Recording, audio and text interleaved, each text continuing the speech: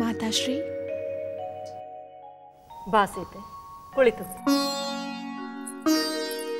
ನನ್ನ ಬಳಿ ಮಾತನಾಡಬೇಕು ಎಂದಿರಂತೆ ಸಖಿ ಬಂದು ತಿಳಿಸಿದಳು. ಅದಕ್ಕಾಗಿಯೇ ಬಂದೆ. ಹೌದು ಸೀತೆ, ನಿನಗೆ ಸ್ವಯಂವರವನ್ನು ಏರ್ಪಡಿಸಿ ವಿವಾಹ ಮಾಡಲು ಪ್ರಭುಗಳು ನಿಶ್ಚಯಿಸಿರುವುದು ತಿಳಿದಿದೆ ಅಲ್ಲವೇ? ತಿಳಿದಿದೆ ಮಾತಾಶ್ರೀ. ಸೀತೆ, ಎಲ್ಲ ದೇಶದ ರಾಜರು ಮತ್ತು ರಾಜಕುಮಾರರಿಗೆ ಈಗಾಗಲೇ ನಿನ್ನ ಸ್ವಯಂವರದ ವಿಚಾರವನ್ನು ತಿಳಿಸಿ ಆಗಿದೆ. ಇನ್ನು ನಾನಾ ರಾಜ್ಯಗಳಿಂದ ರಾಜಕುಮಾರರು ಬಂದು ಆ ಮಹಾಶಿವಧನುಸ್ಸನ್ನು ಎತ್ತಿ ನಿನ್ನನ್ನು ವರಿಸಲು ಮುಂದಾಗುವುದಷ್ಟೇ ಬಾಕಿ. ಅದು ಯಾವ ಕ್ಷಣದಲ್ಲಿ ಬೇಕಾದರೂ ನಡೆಯಬಹುದು. ನೀನು ಯಾವುದೇ ಕ್ಷಣದಲ್ಲೂ ಆ ಶಿವಧನುಸ್ಸನ್ನು ಎತ್ತುವ ಮಹಾಭಾಗ್ಯಶಾಲಿಗೆ ಪತ್ನಿಯಾಗಬಹುದು. ಮಾತಾಶ್ರೀ, ನೀವೆಲ್ಲರೂ ಗುರುಹಿರಿಯರು ನಿಶ್ಚಯಿಸಿದಂತೆ ಆ ಸ್ವಯಂವರದಲ್ಲಿ ನನ್ನ ಪಾಲಿಗೆ ಏನು ನಡೆಯುತ್ತದೋ ಅದನ್ನು ಸ್ವೀಕರಿಸುವ ಕರ್ತವ್ಯ ನನ್ನದು ಎಂದು ತಿಳಿದಿರುವೆ. ನಿನ್ನ ಗುಣ ಏನೆಂದು ನನಗೆ ಗೊತ್ತು ಸೀತೆ. ನೀನು ಯಾವಾಗಲೂ ಎಲ್ಲರಿಗೂ ಒಳ್ಳೆಯದನ್ನೇ ಬಯಸುವವಳು. ನಿನಗೆ ಒಳ್ಳೆಯದೇ ಆಗುತ್ತದೆ. ಸ್ವಯಂವರದಲ್ಲಿ ಸಕಲ ಸದ್ಗುಣಗಳಿಂದ ಪರಾಕ್ರಮದಿಂದ ಮಹಾಪುರುಷೋತ್ತಮನೆನಿಸಿಕೊಂಡವನ ಪತ್ನಿಯೇ ನೀನಾಗಬೇಕೆಂದು ನಾನು ಹಗಲಿರುಳು ಪ್ರಾರ್ಥಿಸುವೆ. ಅದು ಹಾಗೆಯೇ ಆಗುತ್ತದೆ ಎಂದು ನನಗೆ ನಂಬಿಕೆ ಇದೆ.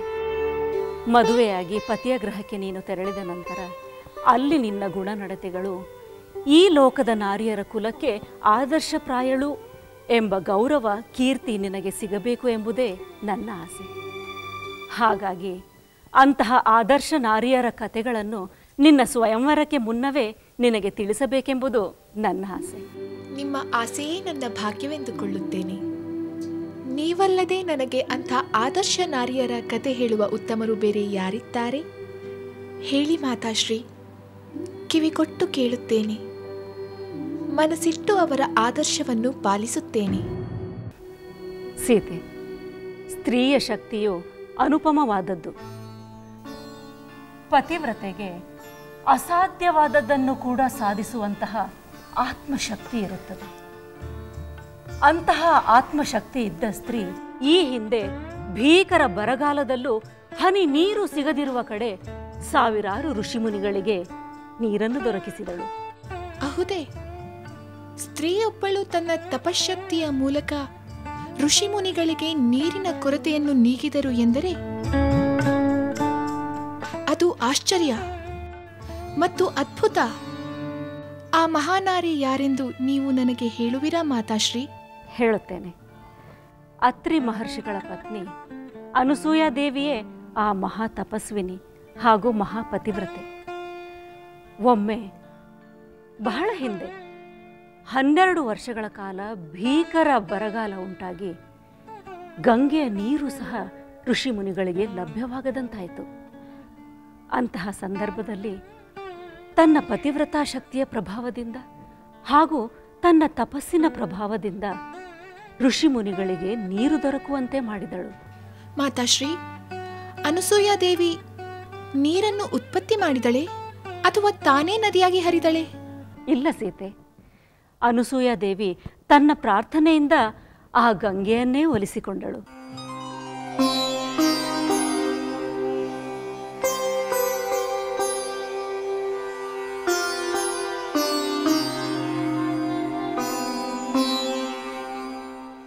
ಅನಸೂಯ ದೇವಿ,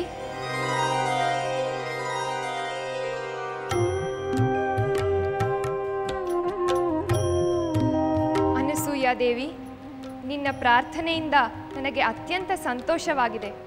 ನನ್ನಿಂದ ಏನಾಗಬೇಕೆಂದು ತಿಳಿಸು, ಅದನ್ನು ಖಂಡಿತ ನೆರವೇರಿಸಿಕೊಡುತ್ತೇನೆ. ಭೀಕರ ಬರಗಾಲಕ್ಕೆ ಸಿಲುಕಿ ಋಷಿಮುನಿಗಳ ಜೀವನ ದುರ್ಬಲವಾಗಿದೆ. ಅವರಿಗೆ ಅಗತ್ಯವಾದ ಜಲವನ್ನು ನೀವು ಈ ಪ್ರದೇಶದಲ್ಲಿ ನದಿಯಾಗಿ ಹರಿಯುತ್ತಾ ಕೃಪೆ ಮಾಡಬೇಕು ತಾಯಿ, ಕೃಪೆ ಮಾಡಬೇಕು. ದೇವಿ ಅನಸೂಯ, ನಿನ್ನ ಕೋರಿಕೆಯನ್ನು ನಿರಾಕರಿಸಲು ನನ್ನಿಂದ ಸಾಧ್ಯವಿಲ್ಲ. ನಾನು ಹೆಚ್ಚಾಗಿ ಈ ಪ್ರದೇಶದಲ್ಲಿರುವ ಋಷಿಮುನಿಗಳಿಗಾಗಿ ಅಗತ್ಯವಾದ ನೀರನ್ನು ನದಿಯ ರೂಪದಲ್ಲಿ ಒದಗಿಸಿಕೊಡುತ್ತೇನೆ. ಆದರೆ ಅದಕ್ಕೆ ನಿನ್ನಲ್ಲಿ ನಾನು ಒಂದು ಕೋರಿಕೆಯನ್ನು ಕೇಳಿಕೊಳ್ಳುತ್ತೇನೆ. ಅದನ್ನು ನೀನು ಖಂಡಿತ ನೆರವೇರಿಸಿಕೊಡಬೇಕು. ಅಗತ್ಯವಾಗಿ ನಿಮ್ಮಿಂದ ಋಷಿಮುನಿಗಳಿಗೆ ಜಲ ದೊರೆಯುತ್ತದೆ ಎನ್ನುವುದಾದರೆ ನಿಮ್ಮ ಎಂತಹ ಕೋರಿಕೆ ಇದ್ದರೂ ನಾನು ಸಂತೋಷದಿಂದ ಈಡೇರಿಸುತ್ತೇನೆ. ಹಾಗಾದರೆ ನೀನು ನಿನ್ನ ತಪಶ್ಶಕ್ತಿಯನ್ನು ನನಗೆ ಧಾರೆ ಎರೆದುಕೊಡುವೆಯಾ? ಖಂಡಿತ ತಾಯಿ, ನನ್ನ ತಪಸ್ಸು ಫಲಿಸಿದೆ ಎಂದು ಭಾವಿಸುತ್ತೇನೆ.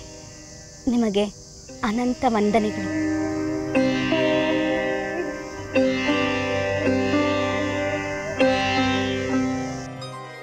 ತಾವು ಹೇಳಿದ ಅನಸೂಯಾ ದೇವಿಯ ಕಥೆಯನ್ನು ಕೇಳಿ ನನಗೆ ಬಹಳ ಸಂತೋಷವಾಯಿತು.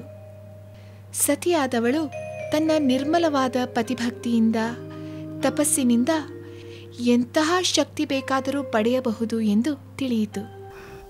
ಹೌದು ಸೀತೆ, ಸ್ತ್ರೀಯಾದವಳು ತನ್ನ ಸದ್ಗುಣದಿಂದ ತನ್ನ ಪಾಲಿನ ಧರ್ಮವನ್ನು ಪಾಲಿಸುವುದರಿಂದ ಎಂತಹ ಸಂಕಷ್ಟಕ್ಕೂ ಪರಿಹಾರವನ್ನು ನೀಡಬಹುದು ಎಂಬುದು ನಿನಗೂ ತಿಳಿದಿರಲಿ ಎಂದೇ ನಿನಗೆ ನಾನು ಈ ಕಥೆಯನ್ನು ಹೇಳಿದೆ. ಮಾತಾಶ್ರೀಯವರೇ, ನಾನು ಈ ಮಹಾಸತಿಯರ ಬಗ್ಗೆ ಇನ್ನಷ್ಟು ಕೇಳಲು ಬಯಸುತ್ತೇನೆ. ಆಗಲಿ ಸೀತೆ, ನಿನ್ನ ಸ್ವಯಂವರ ಆಗುವವರೆಗೂ ಇಂತಹ ಮಹಾನ್ ಸತಿಯರ ಕಥೆಗಳನ್ನು ನಾನು ನಿನಗೆ ಹೇಳುತ್ತಲೇ ಇರುತ್ತೇನೆ. ಇದನ್ನೆಲ್ಲ ಕೇಳಿದ ಆದರ್ಶ ನಾರಿ ನೀನಾದ ಮೇಲೆ ನಿನ್ನನ್ನು ಮದುವೆಯಾಗುವವನು ಸಾಮಾನ್ಯನಾಗಿರುವುದಿಲ್ಲ, ಆತ ಮಹಾಪುರುಷನಾಗಿರುತ್ತಾನೆ.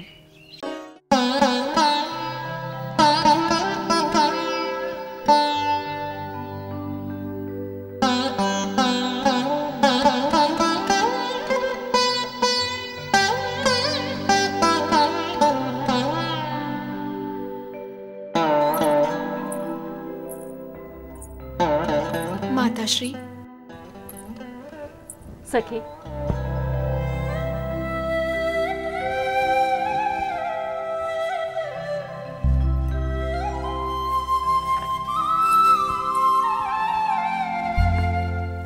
ಬಾ ಸೀತೆ, ಕುಳಿತುಕೋ. ಸೀತೆ, ನನ್ನೊಡನೆ ಮಾತನಾಡುವುದಿತ್ತೆ? ಹೌದು ಮಾತಾಶ್ರೀ, ಅನಸೂಯಾ ದೇವಿಯ ಕಥೆಯನ್ನು ಕೇಳಿದ ಮೇಲೆ ನಿಮ್ಮಿಂದ ಇನ್ನಷ್ಟು ಮಹಾಸತಿಯರ ಕಥೆಯನ್ನು ಕೇಳಲು ಬಯಸುತ್ತೇನೆ. ಹೌದೇ? ಹೇಳುತ್ತೇನೆ. ಮಹಾಮುನಿ ವಶಿಷ್ಠರ ಪತ್ನಿ ಮಹಾಸತಿ ಅರುಂಧತಿಯ ಬಗ್ಗೆ ಇಂದು ನಿನಗೆ ಕಥೆಯನ್ನು ಹೇಳುತ್ತೇನೆ. ಅರುಂಧತಿ ಸಾಮಾನ್ಯಳಲ್ಲ. ಆಕೆಯ ಮಹಿಮೆಯ ಬಗ್ಗೆ ಹೇಳಲು ಬೇಕಾದಷ್ಟು ಉತ್ತಮವಾದ ವಿಷಯಗಳಿವೆ. ಆದರೆ ನಿನಗೆ ಸ್ವಯಂವರ ನಡೆಯುತ್ತಿರುವ ಈ ಸಂದರ್ಭದಲ್ಲಿ, ಮದುವೆಯಾಗಿ ಪತಿಯ ಗೃಹಕ್ಕೆ ತೆರಳುವ ಈ ಸಂದರ್ಭದಲ್ಲಿ ಪತಿವ್ರತೆಯಾಗಿ ಸತಿಯ ಶಕ್ತಿ ಏನೆಂದು ಹೇಳಲು ಕೆಲವು ವಿಷಯಗಳನ್ನು ತಿಳಿಸುತ್ತೇನೆ. ಮಾತಾಶ್ರೀ, ಅರುಂಧತಿ ದೇವಿಯು ಕೂಡ ಅನಸೂಯಾ ದೇವಿಯ ಹಾಗೆ ಅಸಾಧ್ಯವಾದದ್ದನ್ನು ತನ್ನ ತಪಶ್ಶಕ್ತಿಯಿಂದ ಸಾಧ್ಯವಾಗಿಸಿದಳೆ. ಹೌದು ಸೀತೆ, ಅರುಂಧತಿಯ ಇಂತಹ ಶಕ್ತಿಯನ್ನು ಪರೀಕ್ಷಿಸಿ ಕೃಪೆ ಮಾಡಿದ್ದು ಯಾರು ಗೊತ್ತೇ? ಯಾರು ಮಾತಾಶ್ರೀ? ಬೇರೆ ಯಾರೂ ಅಲ್ಲ, ತ್ರಿನೇತ್ರನು, ತ್ರಿಶೂಲಪಾಣಿಯು, ಕೈಲಾಸವಾಸಿಯೂ ಆದ ಆ ಪರಮೇಶ್ವರ. ಹೌದೇ? ಪರಮೇಶ್ವರ ಹೇಗೆ ಅರುಂಧತಿಯನ್ನು ಪರೀಕ್ಷಿಸಿದ? ಹೇಳುತ್ತೇನೆ. ಒಮ್ಮೆ ಸಪ್ತರ್ಷಿಗಳು ಇದ್ದ ಪ್ರದೇಶದಲ್ಲಿ ಬರಗಾಲ ಉಂಟಾಗಿ ಸಪ್ತರ್ಷಿಗಳು ಆಹಾರವನ್ನು ಹುಡುಕಲು ಬೇರೆ ಪ್ರದೇಶಕ್ಕೆ ಹೊರಟರು. ಅರುಂಧತಿಯನ್ನು ಆಶ್ರಮದಲ್ಲೇ ಬಿಟ್ಟು ಹೊರಟು ಹೋದರು. ಇಂತಹ ಸಂಕಷ್ಟದ ಸಂದರ್ಭದಲ್ಲಿ ಅರುಂಧತಿ ಇದ್ದ ಆಶ್ರಮಕ್ಕೆ ಆ ಪರಮೇಶ್ವರನು ಬ್ರಾಹ್ಮಣನ ರೂಪದಲ್ಲಿ ಬಂದ. ಆಗ ಭವತಿ ಭಿಕ್ಷಾಂದೆ,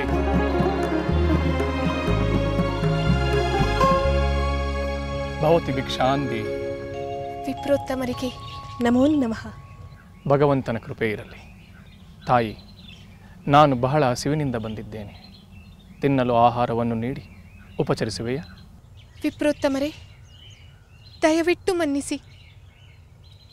ಈ ಪ್ರದೇಶದಲ್ಲಿ ಉಂಟಾಗಿರುವ ಬರಗಾಲದಿಂದ ಆಹಾರ ಪದಾರ್ಥಗಳೆಲ್ಲ ಮುಗಿದು ಇಲ್ಲಿದ್ದ ಸಪ್ತರ್ಷಿಗಳು ಕಂದ ಮೂಲಗಳನ್ನು ಹುಡುಕಿ ತರಲು ತೆರಳಿದ್ದಾರೆ. ಈ ಹಸಿದ ಒಟ್ಟಿಗೆ ಯಾವುದೇ ಆಹಾರವಾದರೂ ಸರಿ, ನಾನು ಅದನ್ನು ಸ್ವೀಕರಿಸಿ ಸಂತುಷ್ಟನಾಗಿ ಹೋಗುತ್ತೇನೆ. ವಿಪ್ರೋತ್ತಮರೇ, ಹಾಗಾದರೆ ನನ್ನ ಮನೆಯಲ್ಲಿ ಸ್ವಲ್ಪ ಎಲಚಿ ಹಣ್ಣುಗಳಿವೆ, ಅದನ್ನೇ ಕೊಡುತ್ತೇನೆ. ಆಗಬಹುದು ತಾಯಿ. ನಾನಾಗಲೇ ಎಲಚಿ ಹಣ್ಣುಗಳನ್ನು ಬೇಯಿಸಲು ಇಟ್ಟಿದ್ದೇನೆ. ದಯಮಾಡಿ ಒಳಗೆ ಬನ್ನಿ.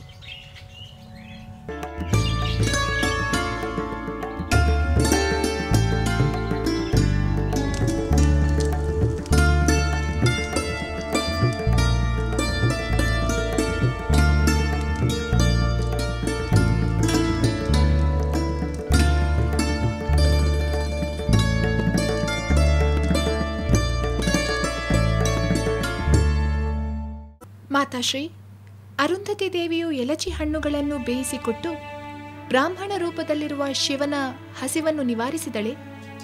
ಆ ಎಲಚಿ ಹಣ್ಣುಗಳು ಬೆಂದರೆ ತಾನೇ ಬೇಯಿಸಿಕೊಡುವುದು?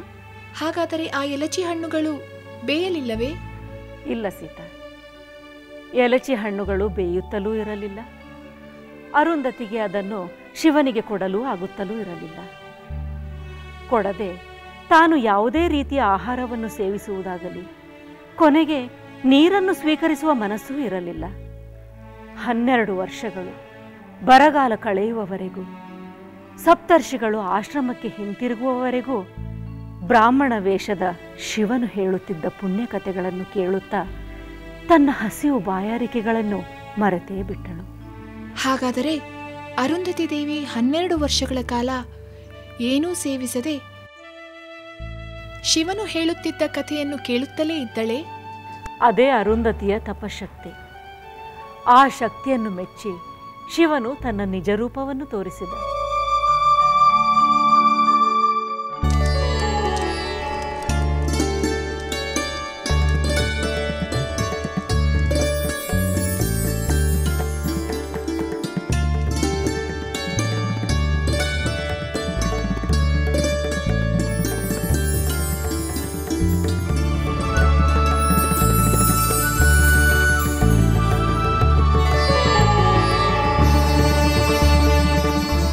ಗಂಗಾಧರನಿಗೆ ನಮೋ ನಮಃ.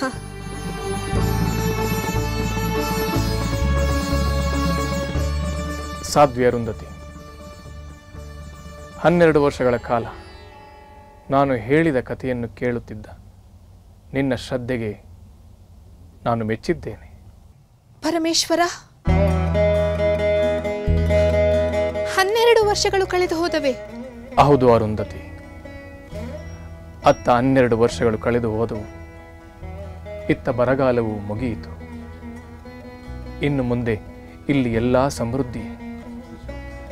ಸಪ್ತ ಋಷಿಗಳು ಹಿಂತಿರುಗುತ್ತಿದ್ದಾರೆ. 12 ವರ್ಷಗಳ ಕಾಲ ನಾನು ಹೇಳಿದ ಕಥೆಯನ್ನು ಕೇಳುತ್ತಿದ್ದ ನೀನು ಒಂದು ತಪಸ್ಸನ್ನು ಮಾಡಿದಂತೆಯೇ ಸರಿ. ಅರುಂಧತಿ, ನಿನಗೆ ಬೇಕಾದ ವರವನ್ನು ಕೇಳಿಕೊ, ನಾನು ನಿನ್ನ ಅಪೇಕ್ಷೆಯನ್ನು ಈಡೇರಿಸುತ್ತೇನೆ. ಮಹಾದೇವ, ಇಷ್ಟು ಕಾಲ ನೀವಿಲ್ಲಿ ನೆಲೆಸಿ ಪುಣ್ಯ ಕಥೆಗಳನ್ನು ಹೇಳಿ ನನಗೆ ಹಸಿವು ಬಾಯಾರಿಕೆಯಾಗದಂತೆ ಮಾಡಿದ್ದೀರಿ. ನಿಮ್ಮ ಕೃಪೆಗೆ ಸಾಕ್ಷಿಯಾದ ಇಲ್ಲಿನ ತೀರ್ಥವು ಬದರಾಪಾಚವೆಂಬ ಪ್ರಸಿದ್ಧಿಯನ್ನು ಪಡೆದು ಋಷಿಮುನಿಗಳಿಗೆ ಪ್ರಿಯವಾಗಲಿ. ಇಲ್ಲಿ 3 ರಾತ್ರಿಗಳನ್ನು ಕಳೆದು ಶುದ್ಧವಾಗಿ ಶ್ರದ್ಧೆಯಿಂದ ಉಪವಾಸವನ್ನು ಮಾಡಿದರೆ ಉಪವಾಸ ಮಾಡುವವರು 12 ವರ್ಷಗಳ ಕಾಲ ವ್ರತವನ್ನು ಮಾಡಿದರ ಫಲವನ್ನು ಪಡೆಯುವಂತೆ ಅನುಗ್ರಹಿಸಿ. ತಥಾಸ್ತು. ನಿನ್ನ ಇಚ್ಛೆಯು ನೆರವೇರಲಿ ಅರುಂಧತಿ.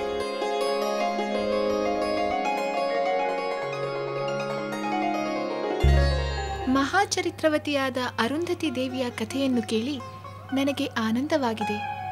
ಈ ರೀತಿಯ ಶಕ್ತಿಯನ್ನು ಸತಿತ್ವದಿಂದ ಗಳಿಸಿದರೆ ದೇವದಾನವ ಯಕ್ಷ ಗಂಧರ್ವರಿಂದಾಗಲಿ ಮಹಾಪರಾಕ್ರಮಿಯಾದ ಮಾನವರಿಂದಾಗಲಿ ಹೆಣ್ಣಿನ ಚರಿತ್ರೆ ತೇಜಸ್ಸನ್ನು ಕಳೆಯಲು ಸಾಧ್ಯವಿಲ್ಲ. ಅಂತಹ ಮಹಿಮೆಯನ್ನು ಮಹಾಸತಿ ಅರುಂಧತಿಯ ಕಥೆಯ ಸ್ಫೂರ್ತಿಯಿಂದ ನೀನು ಗಳಿಸಬೇಕು ಸೀತೆ. ಮಾತಾಶ್ರೀ, ತಾವು ಏನನ್ನೋ ಯೋಚಿಸುತ್ತಿರುವಿರಿ? ನನಗೆ ಕತೆ ಹೇಳುವುದಿಲ್ಲವೇ? ಹೇಳುತ್ತೇನೆ ಸೀತೆ, ಹೇಳುತ್ತೇನೆ. ಆದರೆ ಸ್ವಯಂವರಕ್ಕೆ ಬಂದ ರಾಜಕುಮಾರರೆಲ್ಲ ಆ ಶಿವಧನಸ್ಸನ್ನು ಎತ್ತಲೂ ಕೂಡ ಆಗದೆ ವಿಫಲವಾಗುತ್ತಿರುವುದರ ಬಗ್ಗೆ ಯೋಚಿಸುತ್ತಿದ್ದೆ. ಅಂದರೆ ಯಾವ ರಾಜಕುಮಾರರು ಶಿವಧನಸ್ಸನ್ನು ಎತ್ತಲಾರದೆ ಸ್ವಯಂವರವು ವಿಫಲವಾಗಿ ನನ್ನ ವಿವಾಹವು ನಡೆಯಲಾರದೇನೋ ಎಂಬ ಯೋಚನೆಯೇ? ಇಲ್ಲ ಸೀತೆ, ಇಲ್ಲ, ನಿನ್ನಂತಹ ಸರ್ವಗುಣ ಸಂಪನ್ನಳಾದ ಹೆಣ್ಣಿಗೆ ಮಹಾಪುರುಷೋತ್ತಮನಾದ ರಾಜಕುಮಾರನೇ ಬಂದು ಆ ಶಿವಧನುಸ್ಸನ್ನು ಎತ್ತಿ ನಿನ್ನನ್ನು ವರಿಸುತ್ತಾನೆ ಎಂಬ ಭರವಸೆ ನನ್ನಲ್ಲಿದೆ. ಮಾತಾಶ್ರೀ, ಅಂಥ ಪುರುಷೋತ್ತಮ ರಾಜಕುಮಾರನು ವರಿಸಲಾಗದ ರಾಜಕುಮಾರಿಯ ಯಾವುದಾದರೂ ಘಟನೆ ಹಿಂದೆ ನಡೆದಿದೆಯೇ? ನೀನು ಕೇಳಿದಂತಹ ಘಟನೆ ಅಗಸ್ತ್ಯ ಮಹಾಮುನಿಗಳ ಪತ್ನಿ ಲೋಪಾಮುದ್ರೆಯ ಜೀವನದಲ್ಲಿ ನಡೆದಿದೆ. ಅದೇನೆಂದು ಹೇಳಿ ಮಾತಾಶ್ರೀ. ಲೋಪಾಮುದ್ರೆ ವಿದರ್ಭ ರಾಜನ ಪುತ್ರಿ. ಯಾವ ರಾಜಕುಮಾರರು ಆಕೆಯನ್ನು ವರಿಸದೇ ಇದ್ದಾಗ ವಿದರ್ಭ ರಾಜನಿಗೆ ಚಿಂತೆ ಆಯಿತು. ಅಂತಹ ಸಂದರ್ಭದಲ್ಲಿ ಮಹಾ ತಪಸ್ವಿಗಳಾದ ಅಗಸ್ತ್ಯ ಮುನಿಗಳು ತಾವೇ ಲೋಪಾಮುದ್ರೆಯನ್ನು ವರಿಸುತ್ತೇವೆ ಎಂದು ರಾಜನಿಗೆ ಹೇಳಿದರು. ಆದರೆ ವಿದರ್ಭ ರಾಜನಿಗೆ ತನ್ನ ಪುತ್ರಿಯನ್ನು ಈ ಮುನಿಗೆ ಕೊಡುವುದರ ಬಗ್ಗೆ ಗೊಂದಲ ಉಂಟಾಯಿತು. ಆದರೆ ಲೋಪಾಮುದ್ರೆ ತನ್ನನ್ನು ಮದುವೆಯಾಗುವವರು ರಾಜಕುಮಾರರೇ ಆಗಿರಬೇಕು ಎಂಬ ಭಾವನೆಯನ್ನು ತೊರೆದು ಮಹಾ ತಪಸ್ವಿಗಳಾದ ಅಗಸ್ತ್ಯ ಮುನಿಗಳನ್ನೇ ಮದುವೆಯಾಗುತ್ತೇನೆ ಎಂದು ತಂದೆಗೆ ಹೇಳಿ ಒಪ್ಪಿಸಿದಳು. ಮಹಾತಪಸ್ವಿಗಳಾದ ಅಗಸ್ತ್ಯರನ್ನು ವರಿಸಿ ಅವರ ಸತಿಯಾಗಿ ಮಹಾಪತಿವ್ರತೆಯಾಗಿ ಪರಮ ಪಾವನ ಜೀವನವನ್ನು ನಡೆಸಿದಳು. ಮಾತಾಶ್ರೀ, ಇಂಥ ಕತೆಗಳನ್ನೆಲ್ಲ ತಿಳಿದ ನೀವು ನನ್ನ ಕಲ್ಯಾಣದ ಬಗ್ಗೆ ಯೋಚಿಸುವ ಅಗತ್ಯವೇ ಇಲ್ಲ. ನಿಜ ಸೀತೆ, ನಿನ್ನ ಬಗ್ಗೆ ನಾನು ಚಿಂತಿಸುವ ಅಗತ್ಯವೇ ಇಲ್ಲ. ನಿನ್ನ ಸ್ವಯಂವರ ಮಹಾಪುರುಷನೊಬ್ಬನೊಂದಿಗೆ ನ ಭೂತೋ ನ ಭವಿಷ್ಯತಿ ಎನ್ನುವಂತೆ ನಡೆದೇ ತೀರುತ್ತದೆ. ಸಹೋದರಿ, ಸಹೋದರಿ, ನೀನು ಉದ್ಯಾನವನಕ್ಕೆ ಬರಲೇ ಇಲ್ಲ. ನಾನು ನಿನಗಾಗಿ ಕಾಯುತ್ತಿದ್ದೆ. ನನ್ನನ್ನು ಕ್ಷಮಿಸು ಊರ್ಮಿಳೆ. ನಾನು ಮಾತೃಶ್ರೀಯವರ ಬಳಿ ಮಹಾಸ್ತ್ರೀಯರ ಕತೆ ಕೇಳುತ್ತಿದ್ದೆ. ನನಗೆ ಸಮಯ ಕಳೆದದ್ದೇ ತಿಳಿಯಲಿಲ್ಲ. ಸಹೋದರಿ, ಇತ್ತೀಚೆಗೆ ನೀನು ಮಹಾಸತಿಯರ ಕಥೆಯನ್ನು ಕೇಳಲು ಹೆಚ್ಚು ಸಮಯ ವಿನಿಯೋಗಿಸುತ್ತಿರುವೆಯಲ್ಲ. ಊರ್ಮಿಳೆ, ನಾವು ಬಾಲ್ಯದಲ್ಲಿ ಆಟ ಪಾಠಗಳಿಗೆ ಹೆಚ್ಚು ಸಮಯ ಕಳೆದ ಹಾಗೆ ನಾವು ಮುಂದೆ ಪತಿಯ ಗೃಹಕ್ಕೆ ಸೇರಬೇಕಾಗಿರುವುದರಿಂದ ಸತಿಯ ಹಾಗೆ ನಿರ್ವಹಿಸಬೇಕಾದ ಜವಾಬ್ದಾರಿಗಳನ್ನು ಕುರಿತು ತಿಳುವಳಿಕೆ ಪಡೆಯಬೇಕು ಅಲ್ಲವೇ?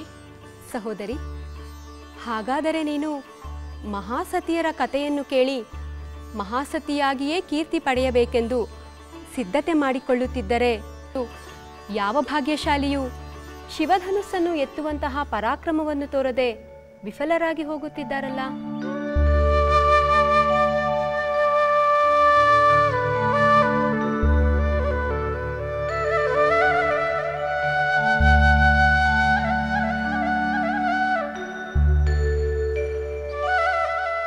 ಸಹೋದರಿ,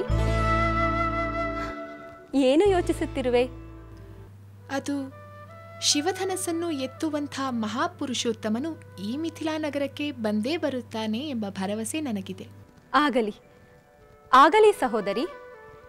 ಈ 7 ಲೋಕದಲ್ಲಿ ಏಕಮೇವಾದ್ವಿತೀಯ ಪರಾಕ್ರಮಶಾಲಿ ಅನುಪಮ ಸುಂದರನೂ ಆದ ಪುರುಷೋತ್ತಮನಾದವನು ನಿನ್ನನ್ನು ವರಿಸಲೆಂದು ಮಿಥಿಲೆಗೆ ಬರುವನೆ?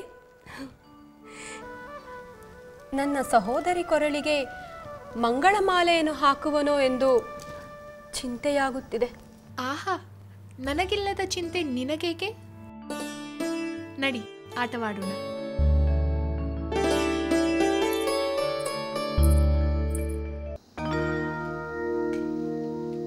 ಗುರುಗಳಿಗೆ ಪ್ರಣಾಮಗಳು. ಸಕಲ ಸೌಭಾಗ್ಯ ಸಿದ್ಧಿರಸ್ತು. ಆಸೀನರಾಗಿರಿ.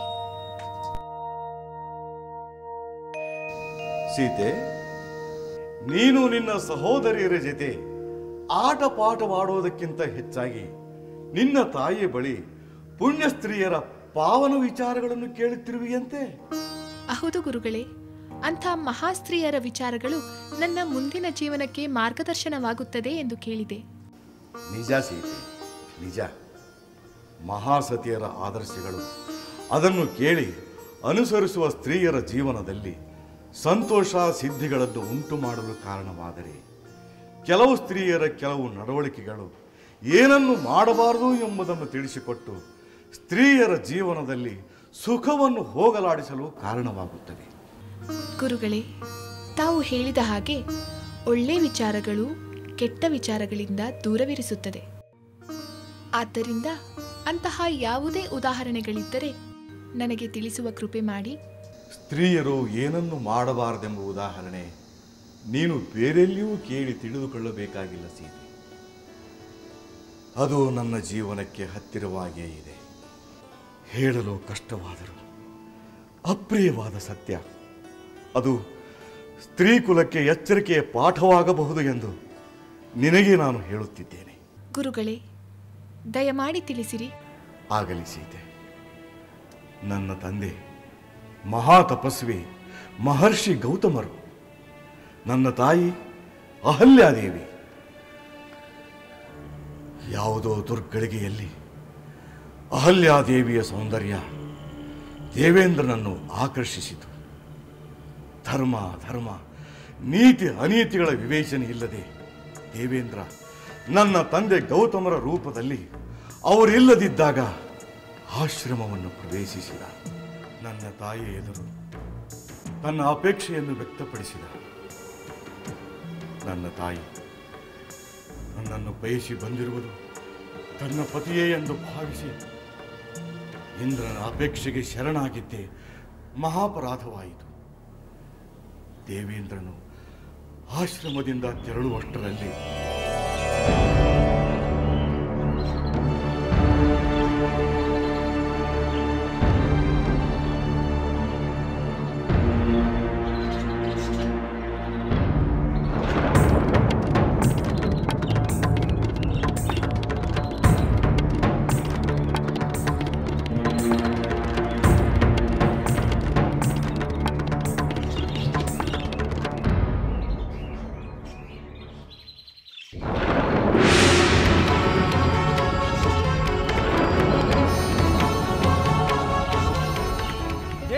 ಅಧಿಪತಿ ಎನಿಸಿ ಪರಸ್ತ್ರೀಯ ಪಾತಿವೃತ್ಯ ಹರಣ ಮಾಡಿದ ಪಾಪಿ ಇಂದ್ರ, ನಿನ್ನ ಈ ನೀಚ ಕೃತ್ಯಕ್ಕೆ ತಕ್ಕ ಶಾಸ್ತಿ ಆಗಲೇಬೇಕು.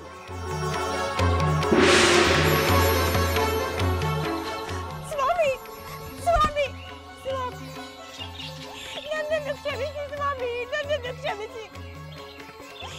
ಆ ಪಾಪಿ ದೇವೇಂದ್ರ ನಿಮ್ಮ ರೂಪದಲ್ಲಿ ಬಂದು. ಸಾಕು ಸಾಕು, ಅವನು ನನ್ನ ರೂಪದಲ್ಲೇ ಬಂದರೂ ನಿನಗೆ ಅವನ ಅಕಾಲಿಕ ಕೋರಿಕೆಯಿಂದ ಅವನು ನಾನಲ್ಲವೆಂದು ತಿಳಿಯಲಿಲ್ಲವೇ? ಅಹಲ್ಯೆ, ನೀನು ತಿಳಿದು ಆ ನೀಚನ ದುರ್ವರ್ತನೆಗೆ ಸಹಕರಿಸಿ ಘೋರ ಅಪಚಾರವನ್ನು ಮಾಡಿರುವೆ. ನಿನ್ನಂತಹ ಪತಿತಳನ್ನು, ಅಪವಿತ್ರ ಶರೀರವನ್ನು ನೋಡುವುದೇ ಪಾಪಕರ, ಅಸಹ್ಯ.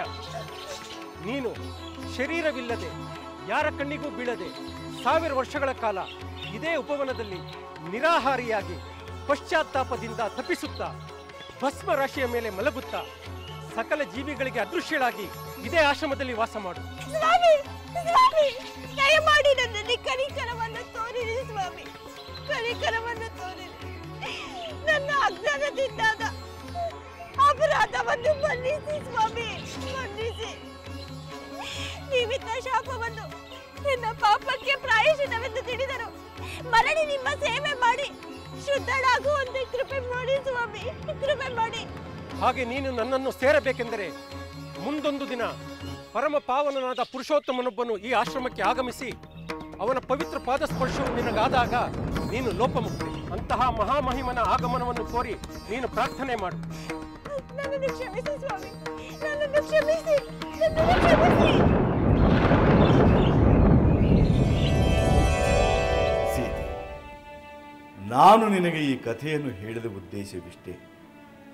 ಯಾರು ಸತಿಧರ್ಮವನ್ನು ಪಾಲಿಸಿ ಕಾಯ ವಾಚ ಮನಸ ಪತಿಗೆ ಯಾವುದೇ ಸಂದರ್ಭದಲ್ಲೂ ಯಾವುದೇ ರೀತಿಯಲ್ಲೂ ಅಪಚಾರವಾಗದ ಹಾಗೆ ಪತಿವೃತ್ತಿಯಾಗಿ ಮೆರೆದರು, ಅಂಥವರು ಗಳಿಸಿದ ತಪಶಕ್ತಿ ಅಂತಃಶಕ್ತಿಗಳ ಪ್ರಭಾವವನ್ನು ನೀನು ನಿನ್ನ ತಾಯಿಯಿಂದ ಈಗಾಗಲೇ ತಿಳಿದುಕೊಂಡಿರು.